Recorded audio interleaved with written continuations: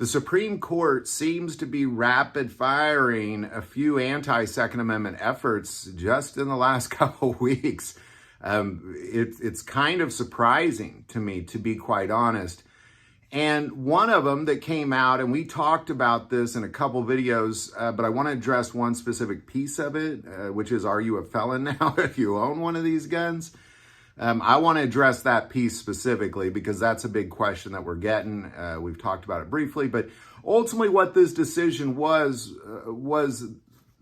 started back in Texas, where the White House put a ban on guns without serial numbers, ghost guns. And Texas said, no, you can't do that. And then they fought it out in the lower federal courts, and it made its way to the Supreme Court, where there was just a quick decision to allow the White House to continue to move forward with this particular gun ban as they continue to fight it out in lower courts. So what does this mean? Because I would say most people who watch this, I mean, I don't own a gun without a serial number, and most people I know, every gun they own has a serial number on it.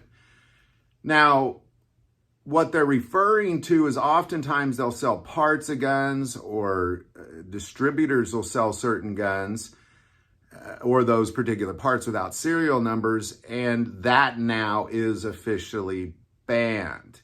So what happens if you own one of these guns? Well, one of my friends, he actually built his own gun. He built in 1911. He bought the machining equipment and he bought everything, and he made one single 1911, and he is so proud of that gun. I mean, I wish he'd make two. I'd be the first in line to get one of those things.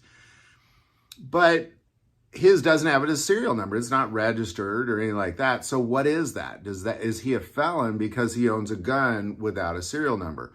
Well, the answer is no, you are not, because this particular ban does not affect owning one of those guns. It just affects the commercial sales of those particular guns. So in other words, what is banned right now is a store or a distributor or a manufacturer cannot sell any of that stuff.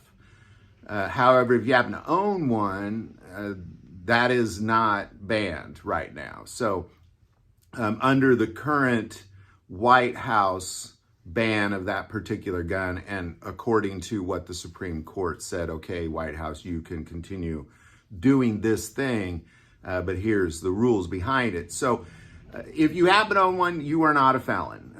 Definitely don't sell it. I'm not saying don't sell it, because I still think because you're not doing a commercial sale, I think you can sell. I don't think you could sell it to a gun store though, because they couldn't buy it or sell it. So it's kind of a situation, if you have one, you're probably stuck with it.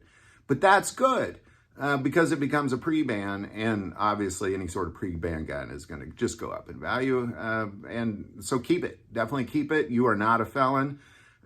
Be proud of it.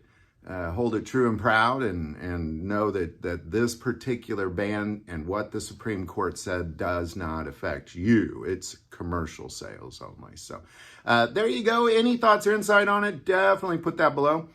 I would like to take a moment and say that most people who watch this channel are not subscribers. Please hit that subscribe button. It greatly increases the algorithm and our ability to get these messages out. That link is below. But the most important part of this channel, we take prayer requests. Never hesitate to send that in. Thank you for watching this episode of God, Family, and Guns. And as always, love God, love your family, and love guns.